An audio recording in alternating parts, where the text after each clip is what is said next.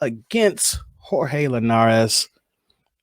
Man, for 10 rounds, Jorge, he looked like the next best thing. I give him props. Then he got clipped in the end of that 10th round, took a hard shot in the chin. But you know what, though? That 11th round, showed dig down like when he hurt, found a way to get out of that round. You know, he didn't win the last 2 rounds because he was hurt days, but held on, showed that metal, showed the chin. Linares can crack, man, but held on tight and won, I personally think that is a better win for him than Ryan Garcia's win against Luke Campbell. And I am happy that see him get that opportunity to showcase his skills. I can nitpick on some things here, but I know his team probably saw the same things I've seen too. Like he went out too fast. Like those first 4 or 5 rounds, man, he was throwing like 80 punches around and he was dominating. And I just felt like if he just dialed that back to maybe like 60 punches with his footwork and his hand speed, man, it would have been a 12-0 shutout. I think he would have stopped him possibly. He could have stopped him if he just slowed down. And because I felt that by the time round 6 7, Linares kind of got his juices because he felt his power. He's always a slow starter. Yeah, he's a slow starter. He felt it. He's like, I can take his punches. And then he started coming forward. But I think if he just slowed down just a little bit and been, I thought it'd been a little bit, but still, that's just me nitpicking. But good win. Showed a lot for me. What do you think? It's a good win for Haney. And boxing, I mean, you gotta love the sport when the bell saves you, right? And there's a lot of fights I can think of right there where the bell saved the guy. Joshua Klitschko was one of the last ones where I remember it. Mm-hmm. That bell saved Joshua's ass because he was gonna go down. Mm-hmm. Haney, 10, 15 more seconds, I think Linares knocks his ass out. At least a knockdown. Because, just based on how he stumbled back there, his equilibrium was off. It was off. I say at least a knockdown because depending on, the man's for 8 count and he gets up. But I'm saying that he showed a hard chin because he went to the ring. He was still dazed. Like, I give you that. He was still dazed in the 11th round, but he had enough in him to use little wily techniques to hold. He kept his distance. He smothered some of Linares' punches so that he couldn't get full extension on there. Of course, Linares won those rounds because he felt in vigor, thought he had the opportunity to close him out, but he couldn't. Haney had just that something we never saw before. He dug down and was able to hold on. He found some. Let's put it this way: maybe back in the mind, veteran ring presence that he basically knew. Okay, look, I'm not good. I need to start. If I have to lunge, I have to lunge. Mm-hmm. He did what he had to do to win the fight. And I don't care what anybody says.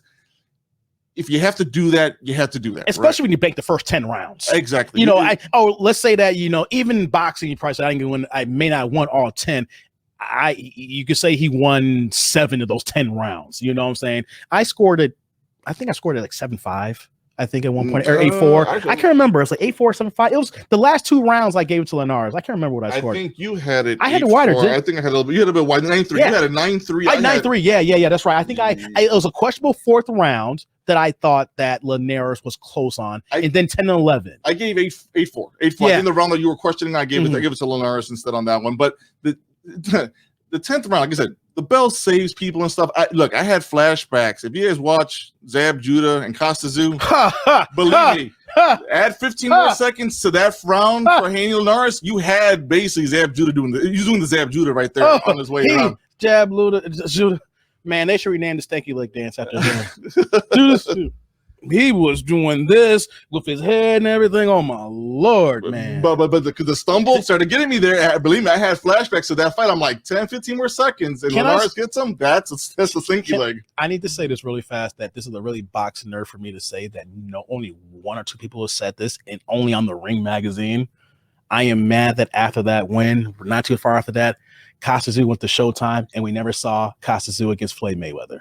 Yeah, I was so mad about that one. I know I brought it back to Floyd Mayweather, people. I'm just saying that revisionist history, if you go back to 140, and Floyd did a quick pit stop at 140. So who would say that fight? He was on HBO for a quick second. He was on Dinner with the Showtime.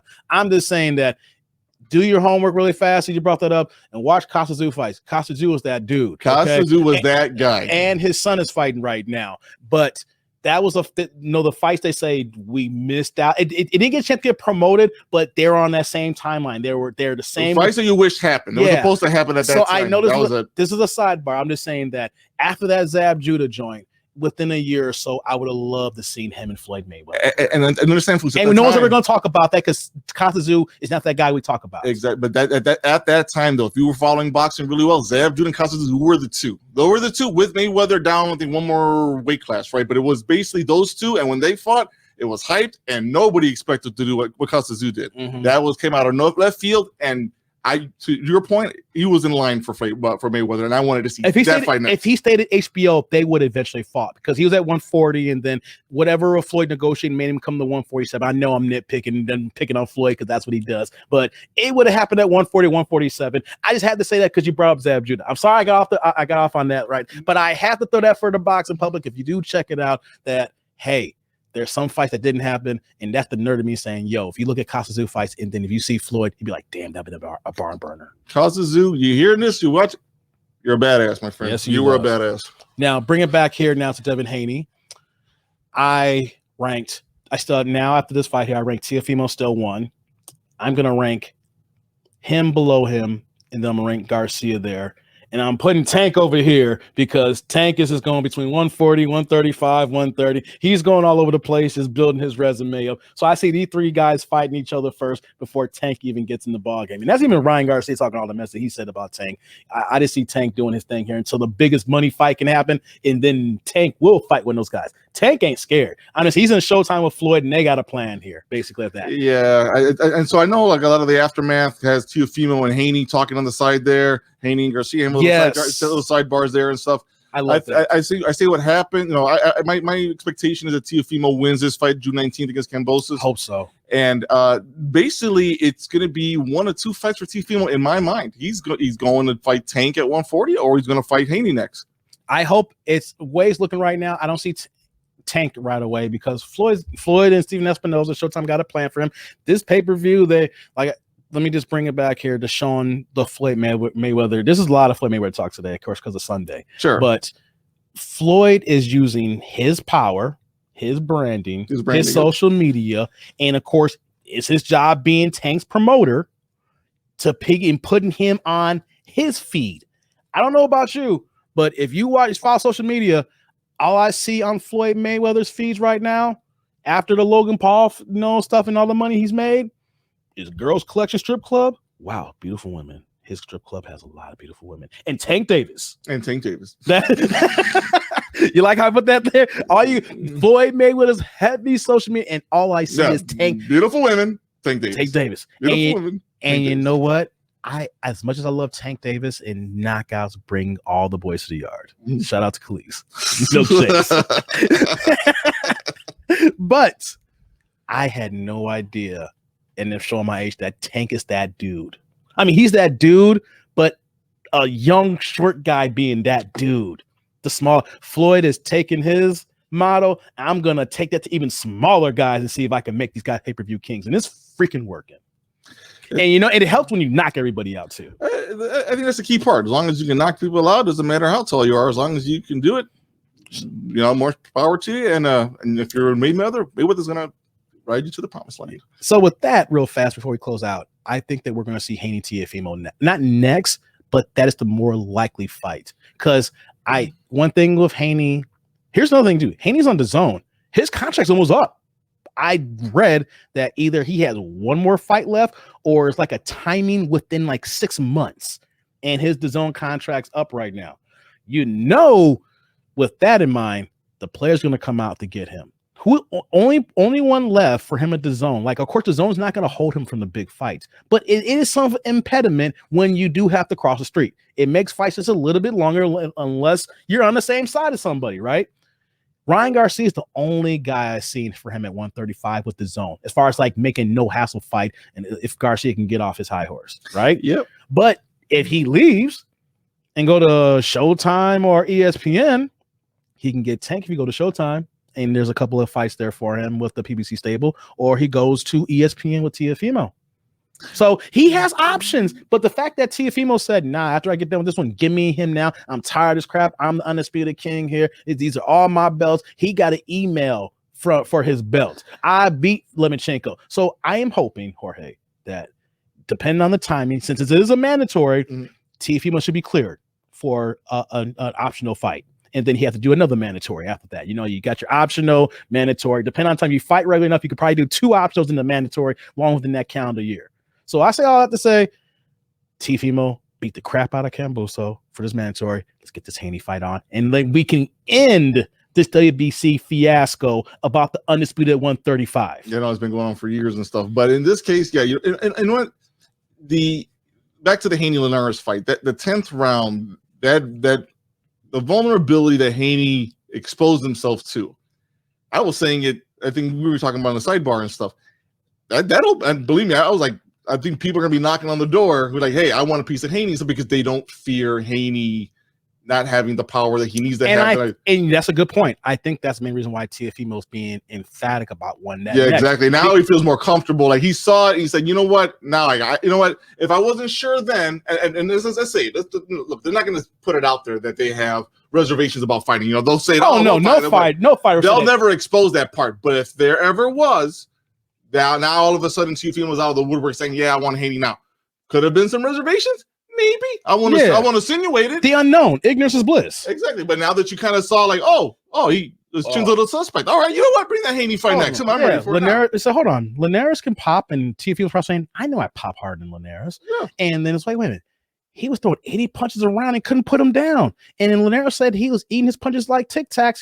Just the fact he's so fast sometimes that when a guy's throwing that many punches, you got to play defense for so long until the guy tires down, and then you can get your openings, get your offense off. Yeah, that's why I was saying like he was throwing too many punches, and I was saying that if he punched himself out, and then if he just slowed down just a little bit, those extra 20 or 15 punches that you can serve could have been available in those later rounds. I'm saying because one thing when you throw that many punches, when you're all offense, you have no defense, and he has good defense. But if you're throwing 80 punches around, you're leaving yourself open. Offense, counter. Yep. Right? You throw enough punches, you're going to be open eventually. Throwing like this, all you got to do is wait, counter, or whatever it is when you find that opening. So you have no defense when you're leaving yourself open, which in a sense makes good for fights on TV because people will pay for that because you're letting yourself open to be caught. Mm-hmm. But Teofimo was probably saying, yo, if he's going to do that to me, I know I can clip him, and I got more power than him. And on top of that, too, hold on here.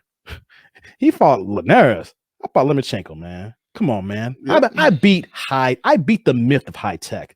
Bring him on so I can get this out the way. So it could be that combination, like you said, like, yo, he can throw all these punches. He's leaving himself open. He got clipped. When he's open, I can clip him. And they're all calling him out. Fortuna was even calling him out. It was like, again, that what Haney did, he put himself in a spot where he became vulnerable. You got guys that were ready to fight Ryan Garcia next, and they're ready to call you out, Haney. So, we mentioned before, right? What's next for Teofimo? It's either Tank Davis or Haney. I hope it's Haney. I think that leaves Garcia out the picture. I think he put himself out there in a way by not taking the fight with Fortuna. Here's what Garcia's in a funky situation too, because we want to talk about this in the next show. We need to get into this Oscar De La Hoya talk. Not now. We need to talk about Oscar De La Hoya whenever few episodes, because it's not just alcohol. I hate to do this to people. People don't say, Dave, that's effed up. But you're saying, nah, he has a history, isn't it? And he's not going to be on DAZN long. We're seeing the tea leaves, and he's going to be having his guys fight on Triller. And it's only going to be a matter of time that if he's got to take his guys to a pay-per-view outlet for every single fight, when not every fight's a pay-per-view fight, whenever that contract is up, Garcia's going to be up. He almost tried to leave recently until he finally ponied up and paid the money. It's only be a matter of time before Garcia is gone. So he's in the code, technically, we can say, but that code may not be long because Garcia's proven that I can negotiate and get more money out of Oscar. And who's to say that Oscar's at a point right now that he might have to just let Garcia go? Because he's not going to have an outlet to put him out there. And then Triller, you can't do pay-per-view every fight. Yeah. You can't. I mean, unless you are Floyd Mayweather, unless you're Manny Pacquiao, unless you establish stuff like that. And what are you going to do? You're going to have him fight on your undercard for exhibition fights?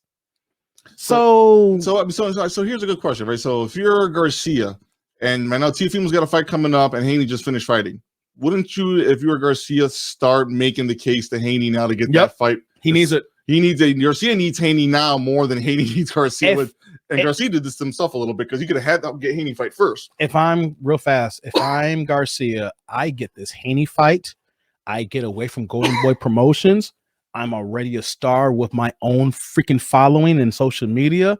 And I go to ESPN or Showtime and then I fight till I'm 27, like you said, and then I go be a pretty boy and get these girls and live the social media millionaire lifestyle. Yeah, but if I was to happen, and we both agreed on this, we think Haney's got that fight won. Oh yeah, if we're gonna rank it, I said that Teofimo's favored over Haney, but I'm saying that Haney would beat Garcia. I agree with that. I think. And then at the end of the day, Tank beats them all, and him and Teofimo are 50-50.